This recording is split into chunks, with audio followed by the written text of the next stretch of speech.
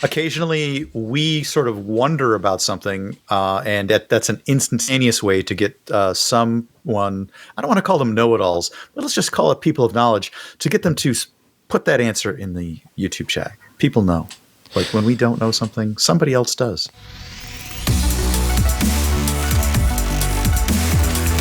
Hello, everyone. Welcome back to the PC Perspective Podcast. We are at episode 757.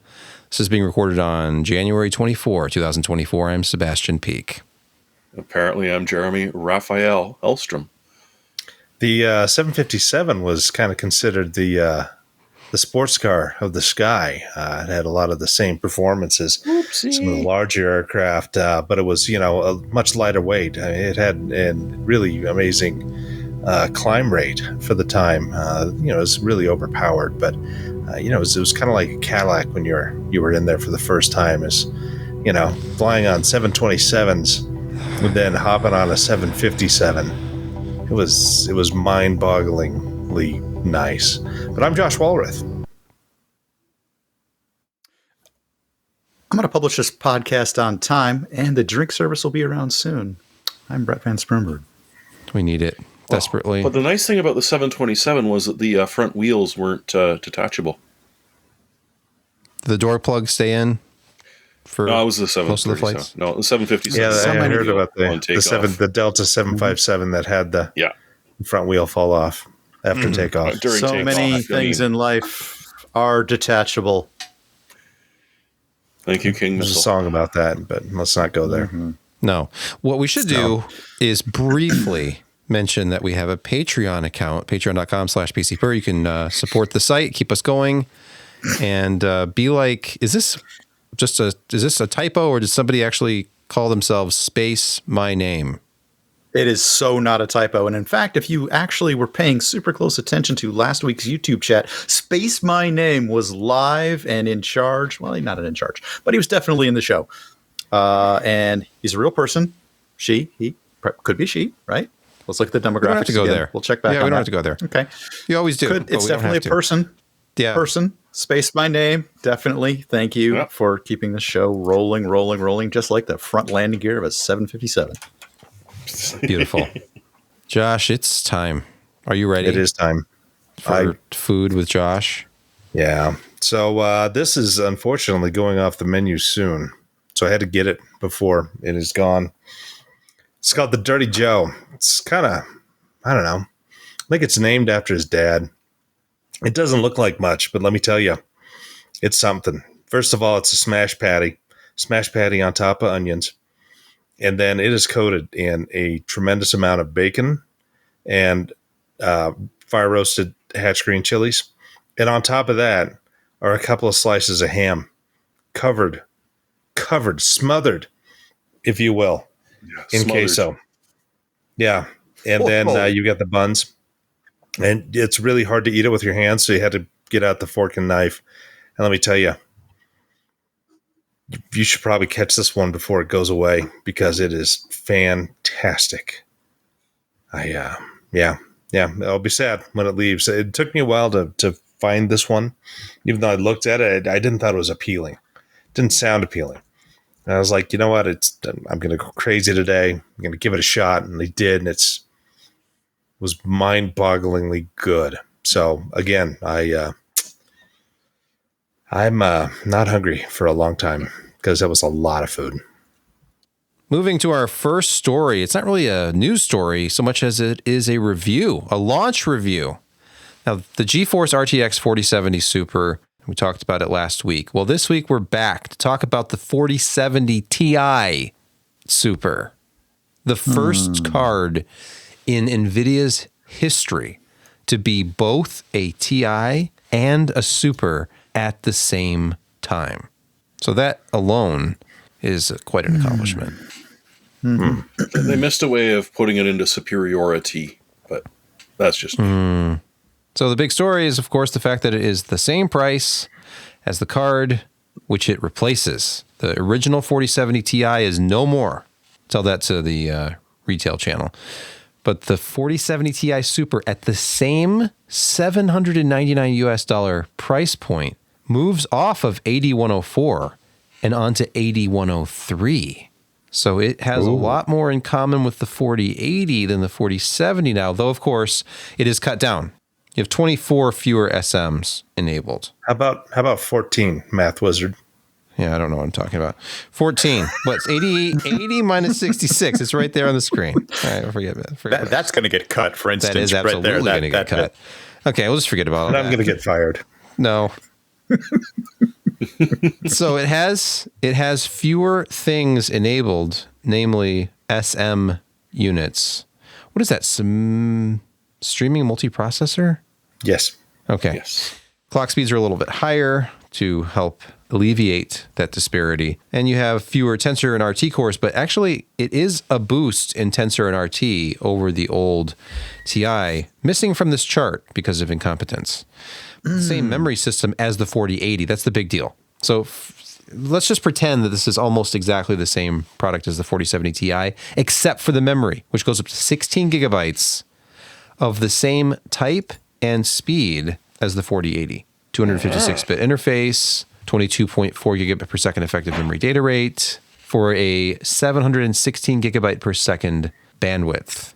And if your chart is accurate at all, okay, I assume it is. That's actually the 4080 Ti column, I believe, the 4080 Super column. I believe that's what you had there. Yeah, 4080 Super. It is. So it's What am not I only the doing? same as the 4080, it's the 4080 Super. You're Yeah. right, because I replaced the 4080 with the Super because they replaced the 4080 with the Super. I need to make better charts. So the 4070 Ti Super is here. You can buy it. And we looked at performance a little bit here. And let's just look at a couple graphs. Industry standard benchmark, 3D Mark Speedway. This is the DirectX 12 Ultimate benchmark, very heavy on, ray tracing.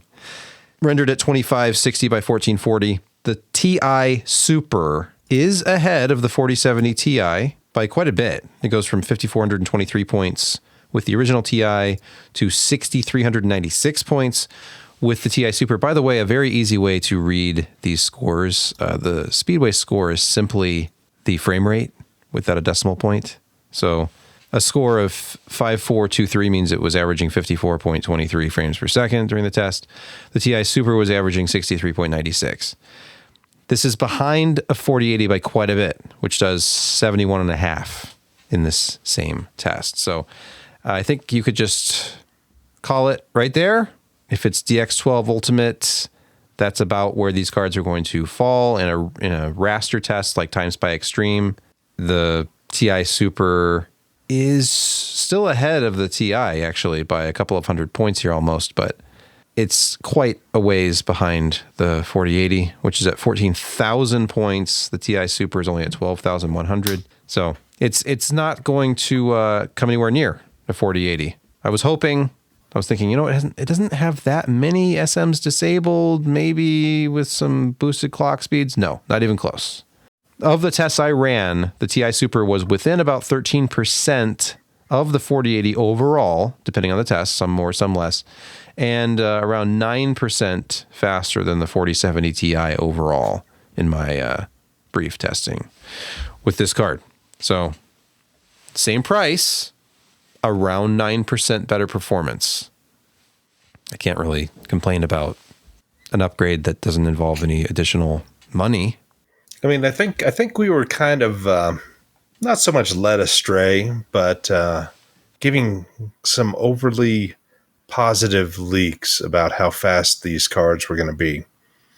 And a lot of people thought that this, 4070 Ti Super with 16 gigs was going to be, I thought so as well. I thought it was going to be the sweet spot, that it's going to be damn near 4080 performance, but $400 cheaper. And the 4080 Super would be, up above the 4080 for $200 less. And we kind of were going into this thinking that and being somewhat excited and looking forward to it. It wasn't nearly as fast as we had hoped. I mean, a 9% gain over the 4070 Ti it's nice, but it's not getting people to beat down the doors of Micro Center kind of nice. there have been rumors that this is going to be the least shipped card because of the price point, as well as the amount of product that is still out there with the 4070 Ti. That, we'd have this initial batch, they would probably be sold out quickly, and then we won't see more stuff until a March timeline. And so far, Newegg still got it, Amazon still got it. They have not sold, and so I think people have been kind of run roughshod, let's say, for the past 4 years. We look at the 2000 series from NVIDIA, they were kind of reasonably priced. I mean, a 2080 was $600, right? A 2070 was in the 400s. 2060 would be high 300s. And this is what we were kind of used to. And then the 3000 series came, and we had COVID, and we had the scabby people who, bought up all the cards, and then what do you call those? Why can't I think of it? The ticket scalpers. Yeah. So we had scalpers. We had COVID. we had mining. Are you forgetting about that whole Ethereum? Oh no, I was just about to say that the mining was also a big thing, and I've had my 3080 for almost 4 years now. 3.5, and I haven't upgraded because one, the only upgrade that I would really consider would be something in the 4080 realm. That would seem, a reasonable, but at $1,200 it wasn't reasonable, and at $1,000 I still just don't like it. I mean, $800 would be my absolute top, which is around what I paid for the 3080 back in the day. And yeah, I think people are just still not pleased, and the 7800 XT has been a great card. The 6000 series from AMD have been great. Their new software that just came out today, I don't know if we're going to talk about that here a little bit later. I put it on the list, yeah. Yep. Yeah, and so, I mean, that's another big selling point. And, while they're slowly gaining some market share, I think people who, are looking for an upgrade from the old, 1080 or a 1070 or even the 900 series, they're probably looking more at a 7800 XT or a 7900 XT, because those are pretty compelling parts for the price. And again, the software side just keeps getting better and better for AMD. You got to give some props to NVIDIA for kind of changing course a little bit and refreshing the stuff and making the value proposition a little bit better. And at $1,000, sure, the 4080 Super is going to be probably a faster card than the 4080 FE. I mean, we're pretty sure of it. It just is, yeah. And your point in the 4060 Ti 16 just kind of disappearing. That's kind of fascinating. I'm guessing that thing just really didn't sell at $500. Especially when you've got a 7700 XT at $449, and then the 5800 XT with just as much memory, but a lot more performance. What is a 5800 XT? I'm sorry, I keep thinking about my AM4, the 7800 XT. I don't know why. I'm old, and my brain doesn't work like it used to. On the subject of the 4070 Ti Super, there were some reviews out there that did not show the same kind of gains that I was seeing, some others were seeing. Turns out that MSI, and quite a few people ended up with MSI samples, Oopsie. Their cards underperformed, and measurably so. And MSI has issued an apology. This is a story at PC Gamer from 11 hours ago. MSI apologizes and releases new BIOS files for its slow RTX 4070 Ti Super GPUs. It has actually it's literally going to have to be an overclocked BIOS to be able to make it back. I don't know what the deal was. Was it a power or a frequency thing? They have a post at MSI.com, their news section. They actually made a press release out of this and direct links to the BIOS updates that you need. Oh, this one's a BISO update, though. So I don't know. It's different. This update is designed to elevate the overall performance of the graphics card to be in line with our expectations. Our team is devoted to upholding stringent standards in product development and user experience, and we understand the importance of delivering dependable products. After a deep investigation, their R&D department discovered that the graphics card Ventus 3X, I believe it's probably the one that was sampled to various reviewers, did not deliver its full potential. So, The driver guy had to stay late that day. Firmware guy. Here is the current picture of the TI Super on Newegg, by the way, and unsurprisingly, cards are that's too plentiful. much. Here's an MSI. I hear those perform really $949 well. for that ROG Strix. Seriously? Yeah, they're really that's too proud of those kind of fancy shrouded big card. Yeah. They always have been. Does Well, anybody have anything else? the one thing I think that we're going to see is, we've had some sales on the RX 790 7900 XT, and I think those sales are going to expire, and they're going to be back up at 749 and above because they have an advantage in pure raster performance. And, if you throw heavy duty RT effects at it, they're going to fall down some, but still you got 20 gigs of memory.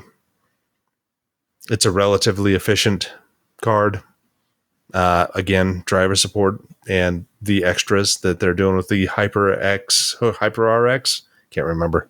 And fluid motion frames, all of that stuff, FSR2, FSR3, all of these things kind of come into play to. Josh, if you want to talk about AMD, let's just switch over and talk about your launch review for the Radeon RX 7600 XT. Yours was the launch review because I'm slow. I guess if I had stayed up till 4 o'clock in the morning, yours would have been the launch review. Nah, well, you shouldn't do such things. No, I couldn't. But you did a really nice job in formatting the article, and it looks very, very nice. So thank you very much. Oh, you're welcome, Josh. It only took about 4 hours, so it's fine. Really? Yes, it took 4 hours. Okay. So XFX got a hold of us, and they sent us the RX 7600 XC 16 gig. They call theirs the XFX Speedster Kick 309. Yes, it has 3 fans that are 90 millimeters in size. So this is not a new chip. I'd originally thought that perhaps this would be a cut down Navi 32, but no, it's the Navi 33, the same as the RX 7600 that was released 8, 9, 10 months ago. They've increased the clock speed of it, the base, game, and boost clocks. They gave it 16 gigs of memory. It's still the 128-bit memory bus, and it's running at the same speed. So the only gains that we're going to see are just from pure clock speed alone, as well as having a larger pool of memory for applications which will actually use that. And quite a few of my tests had stuff that would easily go over to the 8 and 10 gig sizes. And this is a $349 card, by the way, which is a $20 premium. So something to think about is if they just take into account the memory going from 8 gigs to 16 gigs and going from 269 to 329, that's essentially just the price of the memory. They're not bundling in any extra margins there. I mean, that's just essentially the bill of materials that we're seeing. And so they kind of had to do that because of the place where, the industry is at. They can't charge $400 for this because it just simply will not perform well against a 4060 Ti, 4060 Ti and stuff that will actually, fit in that 8 gigs of memory there. And plus it's another $50 closer to the much more higher performing 7700 XT. So they're kind of in a rock and a hard place.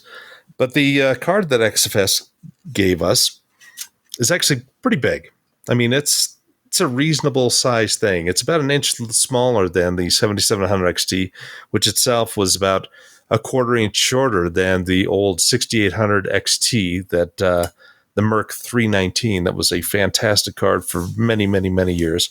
3 fans, plenty of cooling, stayed extremely cool throughout. I think it saw a max of 63, 64 degrees, and that was with they set it with a older BIOS that pulled 333 watts at load. And they sent me a new one, and luckily I have both of these loaded on here because there's a little switch back and forth with 2 BIOS. It's nice. Even at 333 watts, and that's total system power, it was never going above 64 degrees Celsius, and it never got loud. I mean, just these 3 fans were plenty enough, and it's a huge heat sink for something this size. It's a good performer. It performs just slightly under, in most things, a 6700 XT, which, is an older card. It's faster than an A770. It's faster than the old RTX 3060, and it very much was kind of on par with the RTX 3060 Ti. And especially when you got into things like Far Cry 6, which would go over 10 to 12 gigs of used memory, it would quite simply spank it because that other older, supposedly faster card just had 8 gigs. What other options are interesting? It underperformed the 6700 XT, especially at higher resolutions. That's kind of a hard thing for AMD to take because there's still plenty of 6700 XTs. I don't know how long those are going to last, but it's still a very good option for users, unless they want the full 16 gigs of memory. The only thing that really kind of sticks out is in the latest Adrenaline, they have released, not just the fluid motion frames, but all kinds of other little technologies, and you can enable kind of a one-stop shop. I think it's called Hyper RX. I should look that up, but I'm not going to. That is only on RDNA 3 based cards. You can still enable fluid motion frames and some of these other things through the driver, but it's not kind of that one-stop shop of just enabling all the hyper technologies at once in the Adrenaline control panel.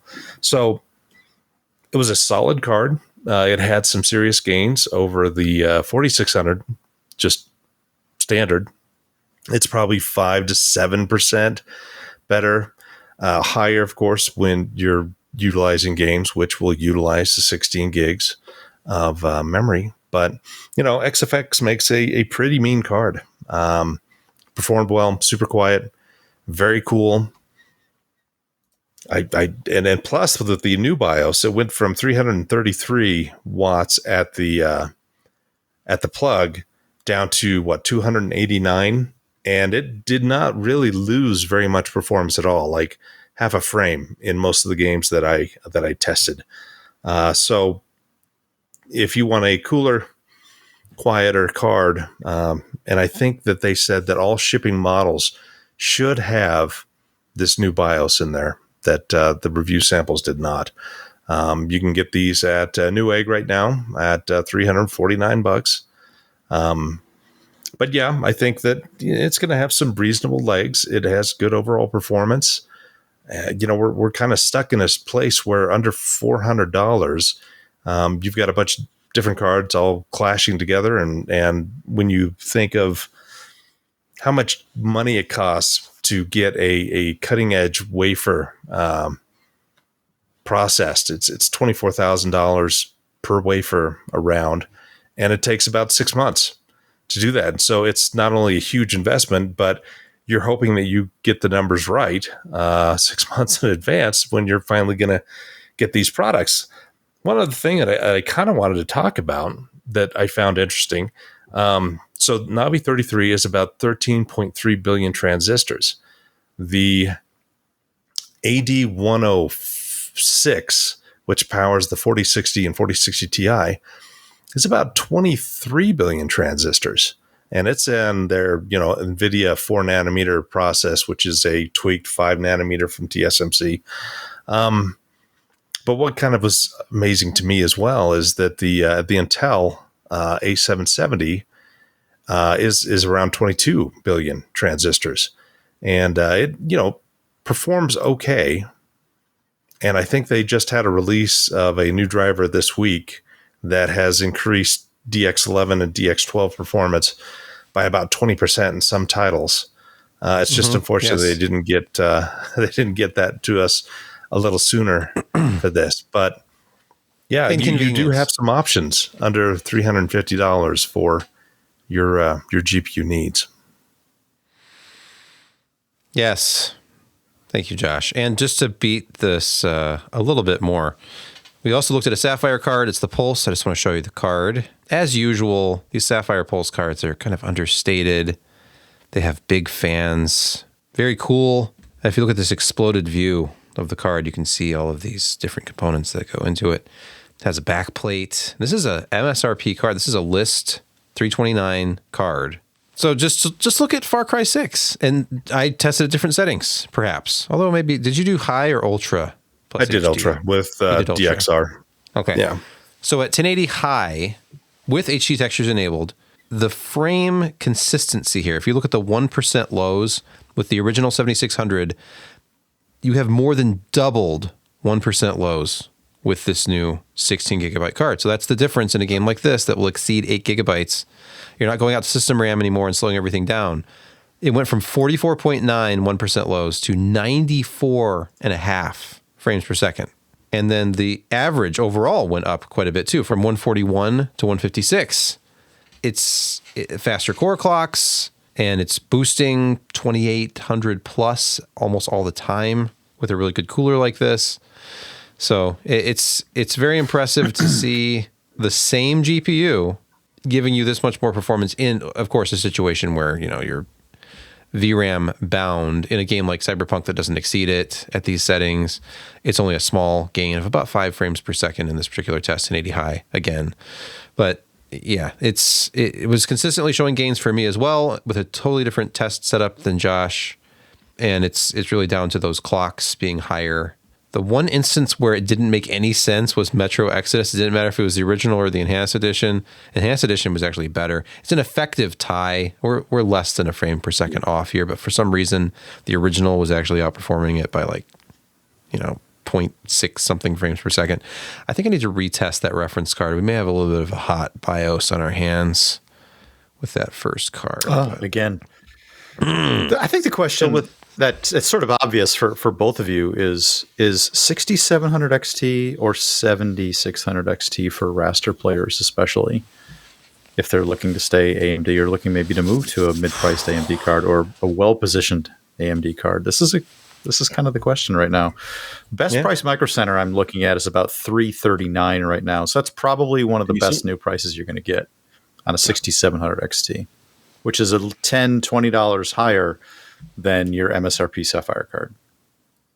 I'm curious if the extra memory on that is going to make FSR 3.0 a little more effective. It's 12 versus 16. That's a good point. Yeah, because, I don't know. It does perform better at 4K, but you got to pick your game or it's going to be awful because I'm sorry, it's not a GPU for 4K gaming. No. Unless you upscale, in which case, that extra 4 gigabytes of RAM is probably actually going to help your performance. This was a very comfortable card to game with on a 1440 monitor. Absolutely. I had no problems with that. I mean, they say this is the ultimate 1080, card, and it's not exactly the ultimate 1080 card, but it's a very good card at 1080. And with the original BIOS and some tweaking, I mean, this was boosting at 3 gigahertz. I mean, have we seen GPUs hit 3 gigahertz? Well, Josh, RDNA 3 was architected for 3 gigahertz. Thank you. Yeah, back to the Sapphire card briefly. Efficiency with this card. I did not have extra vBIOS files to play with. The one that it shipped with, it was exceeding 200 watts a lot. a single pass of 3D Mark Speedway, for example, where it was hitting as high as 231.5 watts during this test. That's just the card. That's just directly measuring PCI Express and slot power. So it is not a very efficient card, and it is not an efficient architecture this time around from AMD. As we consistently have seen, the cards that seem to do the best are the lower end NVIDIA cards, like the 4060 Ti actually are very efficient. The RDNA 3 stuff, not so much. But who cares, right? Who cares that it has two 8-pin power connectors for 1080 high gaming? I guess they say 1080 Ultra. That's kind of nuts. I mean, if you think about it, that's 150, and 75. That's potentially 375 watts of power being delivered to your car, through the PEG slot, and then those two power connectors. That's kind of nuts for a card like this. From the looks of it, it likes it. It does. It does. Let's forget about new hardware. All we need is new software. And for the first time in 2024, AMD has actually released graphics drivers. Believe it or not, we were on graphics drivers from I'm December updating it right 4th. now. Live. December Last 4th. year.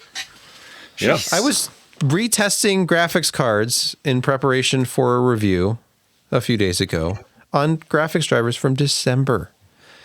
And of course, now that I'm done testing, we have new drivers that, offer better performance. We'll talk about Intel soon, but AMD software 24.1.1 fluid motion frames are here, and it's not Fluid exclusive to the 7000 series. It's 7000 series, it's 6000 series, it's some mobile GPUs. It's 6000 series. Yeah, if you are already rocking a 6000 series card, you don't need to upgrade your hardware. Just start fluid motion frames.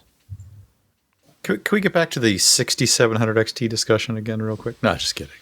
No, I have an opinion about this. Josh and I were, gently disagreeing on this point leading up to our reviews. I don't think there's any question you buy the 6700 XT, period. There's no significant advantage to the 7600 XT. It has 4 more gigabytes of memory, but it's too weak of a GPU to really make use of it. So you get more memory bandwidth and better overall performance from the 6700 XT.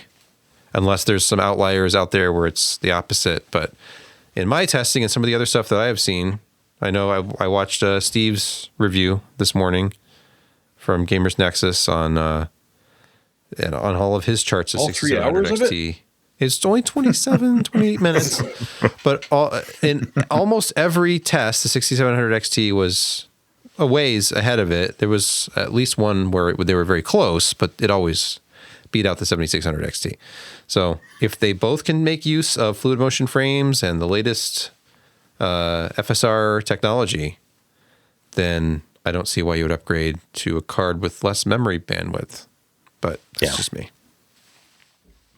Yeah, if you had a 6700 XT, you would be foolish to upgrade to a 76. This is not an upgrade path. That's not an upgrade.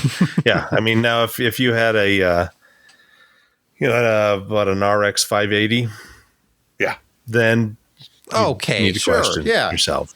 The 7600 is an upgrade from an RX 580, a big one. It is huge. For $269. Yep. Okay, speaking of upgrades and very little money, if you own an ARC graphics card and you're looking And for we more know performance, Josh does. just wait a little while because they keep delivering more and more performance from these updates. It's not just, it supports a new game. No, it's how about 30% FPS improvement for DX11 games? What? Again, not every game. They actually have a breakdown that shows what the performance improvement is. This is versus driver version 31.0.101.5085.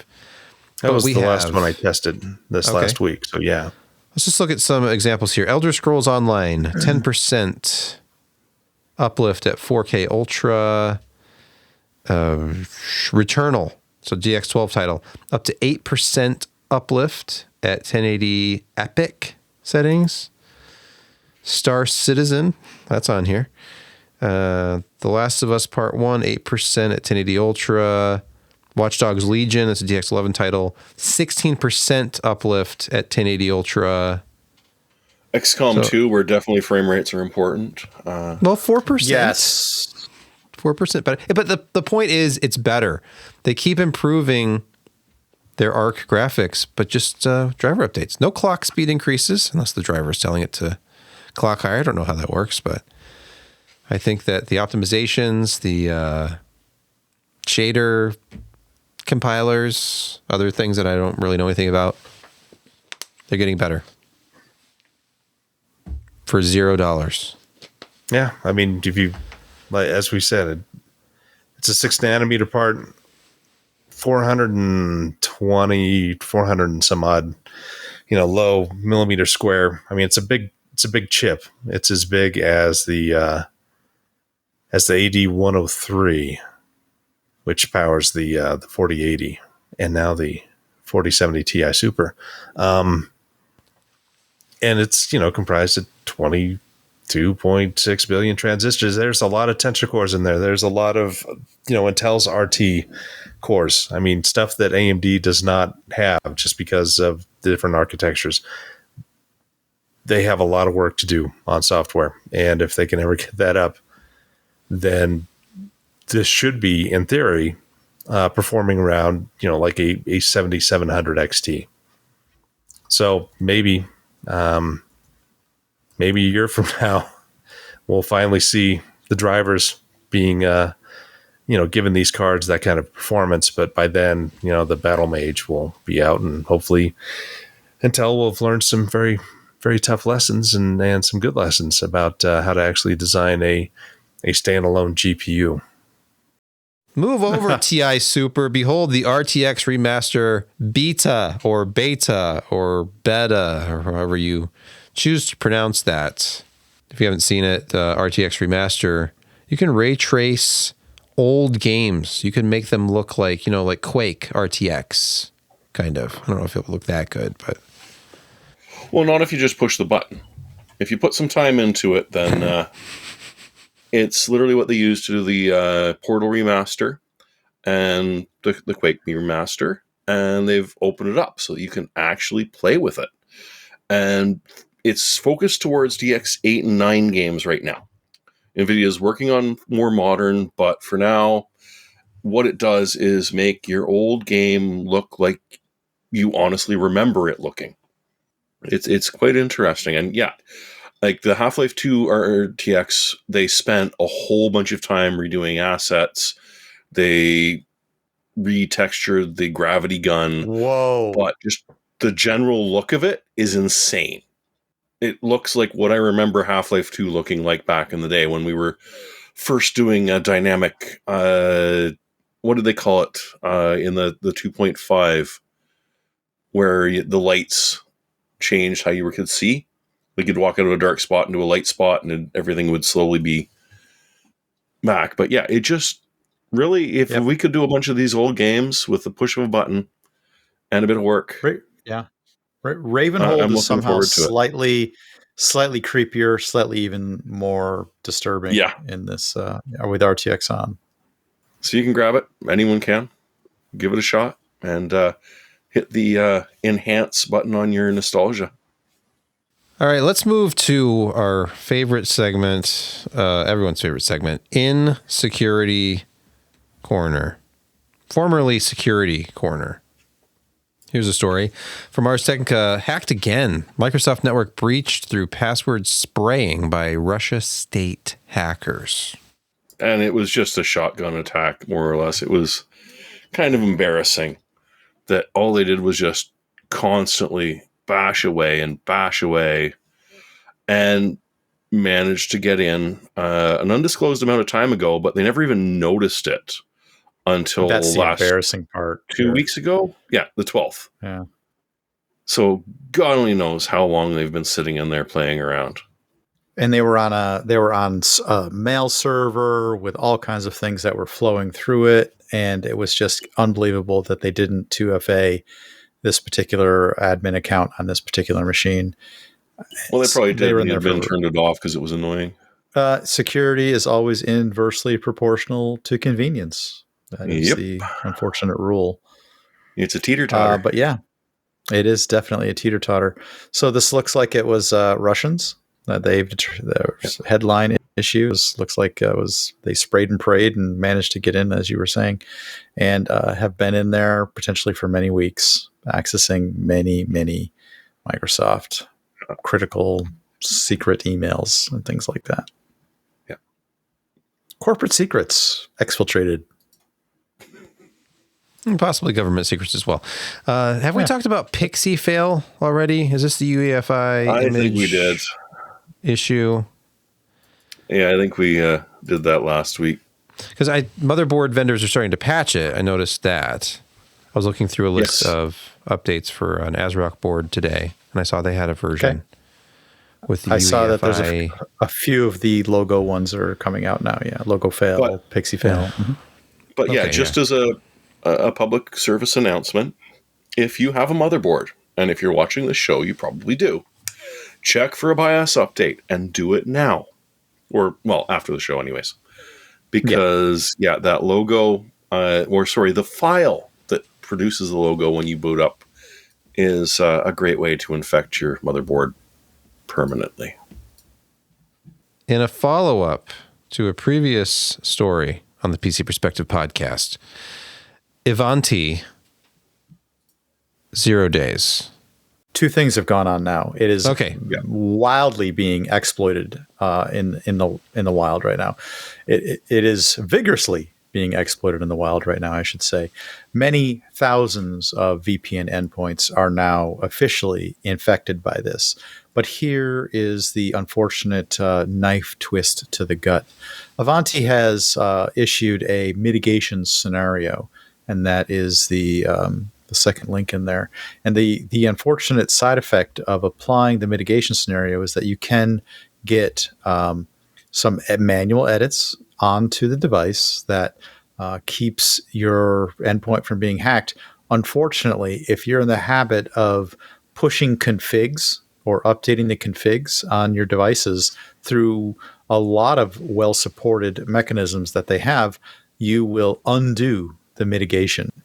So if you've done the mitigation and then pushed configs, you have just made yourself hackable again. This is just a horrible, horrible thing.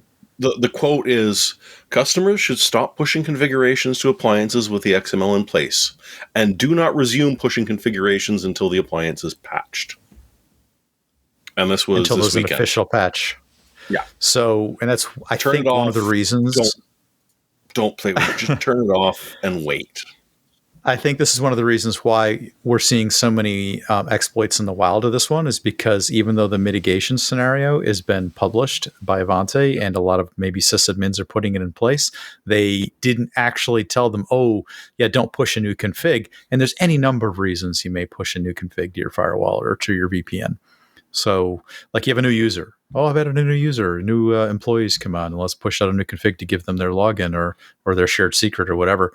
Boom, you've just undone the mitigation. So there's many legitimate scenarios that are going to bite these users in the butt. I mean, maybe they can't turn it off, Jeremy.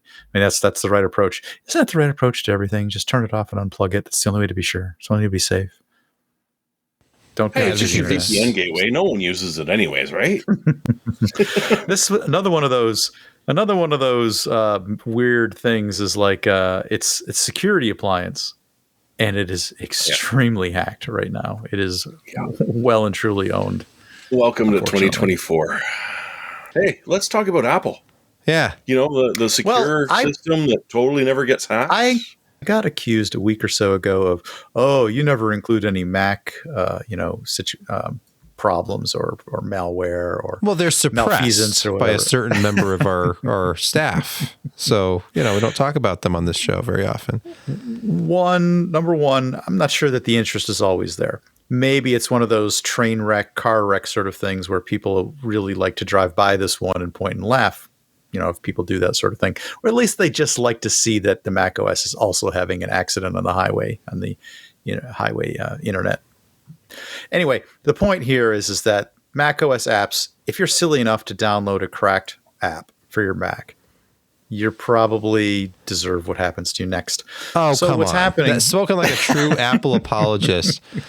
Well, no, macOS it's just that has he been- feels that Apple should be draining your wallet, not the hackers. Hey, that's why Apple just instituted a new thing in iOS 17.3 to protect you and your update. money in the case of an iPhone being lost or stolen, right, Brad? We're not talking about that. Now wait a minute. We're not going to talk about that. No, we're not going to talk about that. The other thing, this is an anniversary. So today is, roughly today is a 40th or so anniversary of the Mac. So that's the other reason this is here. I'm ignoring you right now.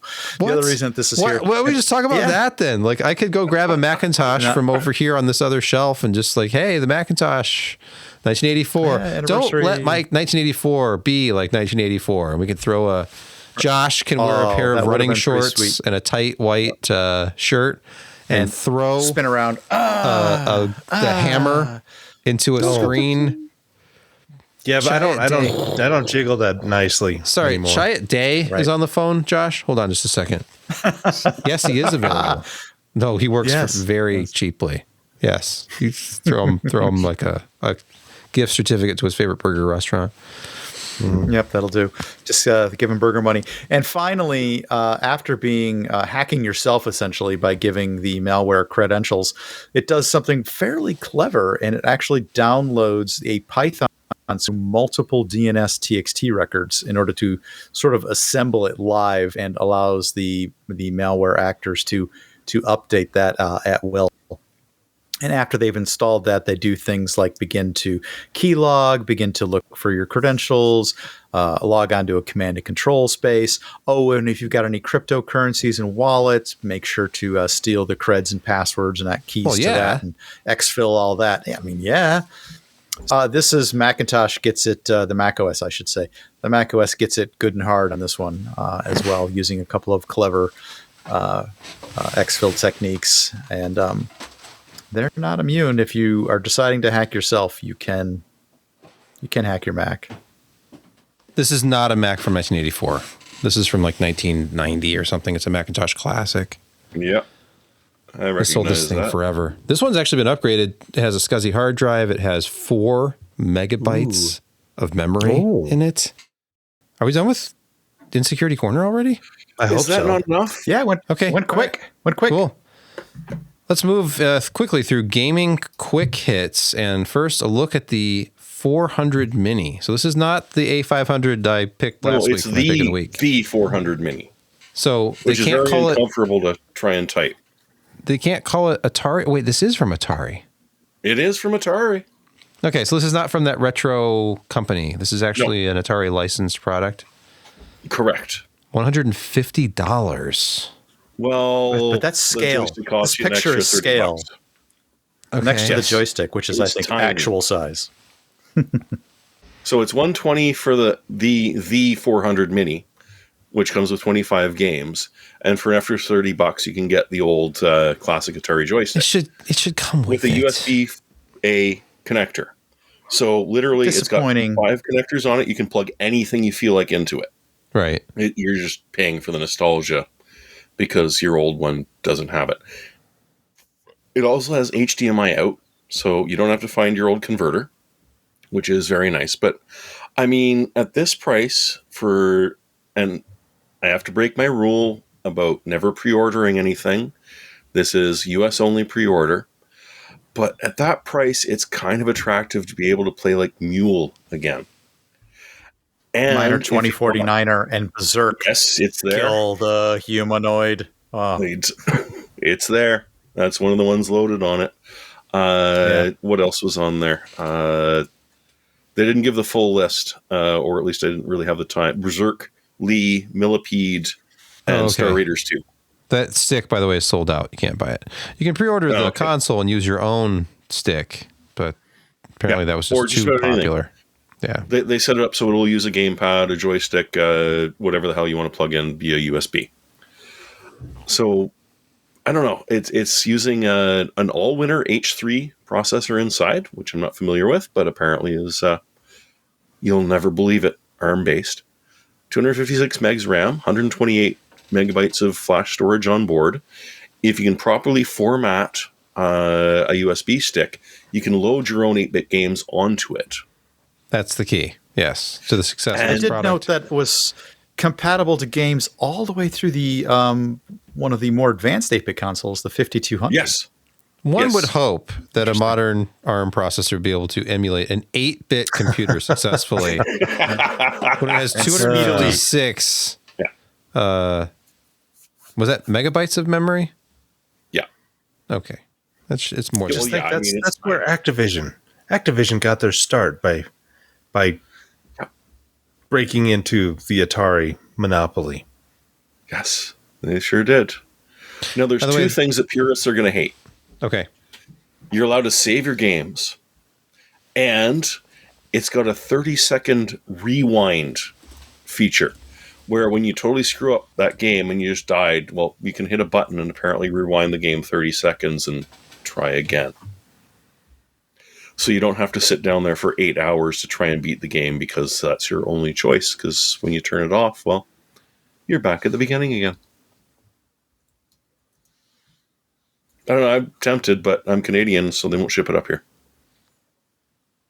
They're saving you from yourself. Because if you can't get the fancy replica controller, just buy yourself a 3D printed case for your Raspberry Pi and just do that. And just do the exact, I could the exact literally same do thing. that. Yeah. All right. That's it for Gaming Quick Hit this week, because the only other story on here was already covered last week. It was the whole Ubisoft Yes, that was definitely get covered comfortable last with not owning your game. Ubisoft says, Let's move to picks of the week. Josh, please get us started. Tired of all these aquarium cases. Let's go back to something more pure, something thoughtful, something spacious. You can mount things something like off-color white. 5.25 inch drives. I've been looking at this Fantech Senthu for a while, and I may have to just pull it. $99, $100 after all rebates and said and done. And look at those 4 beautiful 5.25 inch bay right there. Ooh, Yeah. gosh. Yeah, it's tempting. It's nice and large and no RGB, just the one plexiglass side panel. Is it a it's- giant Isn't there an S option? Is there an almost option for retro. no plexi panel on this that you Probably. Shouldn't you I get mean, the you could purest- maybe get that, but yeah. the I mean, purest? it's just a Yes, it's just there a is a black roomy, closed panel. solid case that, even got USB-C in there. 3.0, USB-C, audio. Clever. They're hiding Yeah. it under one of those 5.25 inch bays. They are. So it's only 3. Yeah. My apologies. That's. I feel like you could modify it. Just rip that thing out. You of there. probably could. Throw another DVD ROM drive in there. That is a 200 millimeter fan in the front. Is it? This must be a large case. It is. This is a big case. It's Look at it. large. You can sort of see the fan there. Yeah. You know, I It's a 200 reviewed mil. one of these years ago, and I don't have it anymore because I believe that one went to Tim. I think Tim Berry got that one. I sent it to him. Yeah. Unfortunately, I don't have this glorious 5.25 rich enclosure anymore. Yeah, I've got 2 drives just sitting there waiting for me to, one of those hybrid HD DVD Blu-ray drives. Oh, that's rare. Classic. Yeah. Yeah. Oh, yeah. Yeah. I'm never getting rid of that. Who did that? Was that Pioneer who had those hybrid ones? Oh, and there is top cooling LG. on it. Nice. It was LG. LG. Yeah, it would have Yeah, it been was LG. one of the manufacturers that didn't own a license to one or the other. So, Yep, Well, it it's worked LG. with both. well, it wouldn't All have right. been Sony, for instance. No, I think they No. were kind of all in on Blu-ray for some reason. Mm. All right. Jeremy, your pick this evening. Well, I was desperate, but then someone suggested that SSD prices might be spiking in the near future. We never know with flash prices, do we? So, hey, a nice heat sink, because you've probably used up all the ones in your motherboard already, and now you're going to add this, and you maybe not be able to add this to the bottom of your GPU. But the Crucial T500 is a solid PCI or Gen 4 NVMe drive, and it's at a decent price. This is Canadian. It's probably cheaper down in the States. But, just a bit. That is just close to Shrout's Law in Canada, which is not easy to get. You can dump the heatsink and get it for a little bit cheaper, but this one has a decent Gen 4 heatsink that doesn't require active cooling and yet still maintains its temperatures. Do you want to see the US? And you can throw it in your PS5 if you have one. US price $159. Oh, hey! Still not bad. 2 terabytes Gen 4. The T500, it might be the sweet spot in their current lineup, because the T700, you've got to have a very specific situation to take advantage of the added throughput of a Gen 5 drive at all. You kind of have to have 2 Gen 5 drives talking to each other, or else, your bandwidth is limited by the slowest. Your game will load 2 milliseconds faster with a Gen 5. Yeah, I guess so. Maybe. If you're into proof of stake, maybe then, but you've already crossed to the dark side. I am proud that I have no idea how any of that works, and I'm going to keep it that way. Blissful ignorance. Brett, do you have a pick this week? I do. I've been picking a lot of networking gear lately because I'm in the middle of really revamping. Nick Giga has a new one. Stuff. You know what? We'll get to that in a minute here. So my pick here was an SFP-based PCIe either 8X or 16X card. And I say 8 or 16 because it just has the card slot that will only fit in an 8 or a 16, mostly true. But it needs at least 4 lanes, 4X lanes in order to do 10 gigabits. But the point here is that it's not one of the 10 gigabit cards that has a typical Ethernet snap-in connection. It has an SFP connection in it. And the reason for this is because this is destined for a server that is going to be relatively close to some of my switching gear. So what you want to do in that case is probably not use a transceiver to get it to typical Ethernet cabling. Is you probably want to use either, as pictured, Sebastian showing it with the fiber optics, or maybe what's called a DAC cable, which is a direct copper connection, because they're so much cooler. I didn't really realize how hot the typical Ethernet 10 gigabit transceivers actually did run. And when you put a couple of them next to each other in a switch, holy crap, does that stuff heat up. So if you can run only a handful of those, as you probably have cabling running through your business or your office or your home or wherever you're running 10 gigabit out to, yet that's probably going to be over typical Ethernet connections. You probably want to limit the number of transceivers you're putting in your switch gear. So if you have a server, or other gear that's located close to your switching, you probably want to use fiber or a DAC cable. And that's what this is for. Now, I did get one right here. It is the one that I've recommended. However, I did click through and connect to one that is not from one of our particularly favorite manufacturers, although this is a preferred manufacturer that we typically recommend. I'm not going to say it. Not a sponsor. But, a fan favorite. Could be. A fan favorite. Mm-hmm. Mm-hmm.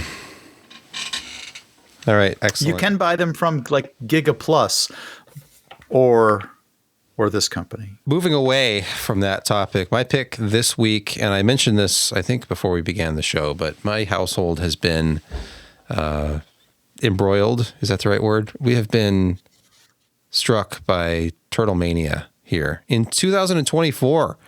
It's like it's the 1980s all over again, but my son wasn't alive in the 1980s. So he's super into TMNT right now, and not the modern stuff, because there was a new Mutant Mayhem movie. That's what introduced him to it. But then he was like, what about the classic stuff? So I showed him the old cartoon from the 80s, but that's not as far back as this goes, because you may not know this, you probably do, but you may not know that Teenage Mutant Ninja Turtles was never conceived as some kids' licensed property where they were going to make a TV show. You were not letting him read the old black and white comics. Yes. In fact, I bought this for him. The Teenage Mutant Ninja Turtles Ultimate Collection Volume 1. This is not new. This was published in November of 2017. It is the original black and white. I think it's the first 7 my. issues. Well, if he thinks color- I'm Raph, I'm a little lot happier now because Raph back then was something else. This is the origin. It's gritty, it's dark, it's extremely violent. It's all in black and white, and the shading, the way they did it's gorgeous. The artwork is just fantastic. Peter Laird and Kevin Eastman came up with the idea. They went back and forth.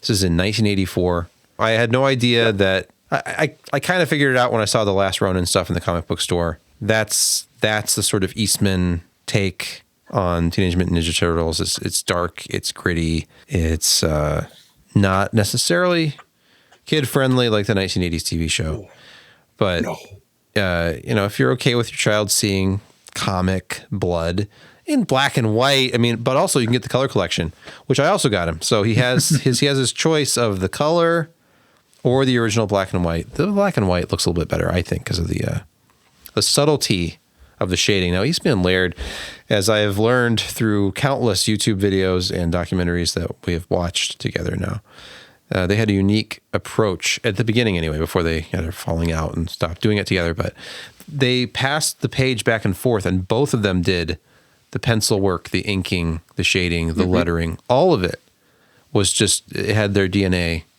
all over the page. They didn't have one dedicated person doing inking, they weren't doing any color. Well, it showed. Yeah, it's a unique property in the history of comics. So that's going to do it for this week's episode of the PC Perspective Podcast. We want to thank you for listening, watching, bearing with us as we record. Licking the screen on occasion. Maybe, if you're into that. Yeah. Dozens of people probably are around the world. I was looking at demographics earlier today, and we have broad reach. There are people watching this in countries all around the globe. True. You can't even pronounce some of those countries. Yeah. Well, like Paris. Like Paris. It's like 4 a.m. there, 5 a.m. But maybe not the live version. Is, maybe they're not all watching live. Your heat has come on. Yep, it has. It took all the way until the very end for the furnace to come on. So that's probably a good cue to just stop. If you like video cards, you're going to be mad. Why? Because it sucks. Maybe one day it'll get better, but not today. Maybe soon. Or not. I don't know. But that ship has passed, or sailed, or somewhere. So save your pennies, because there's no going back. And with that very positive note, we wish you a good night.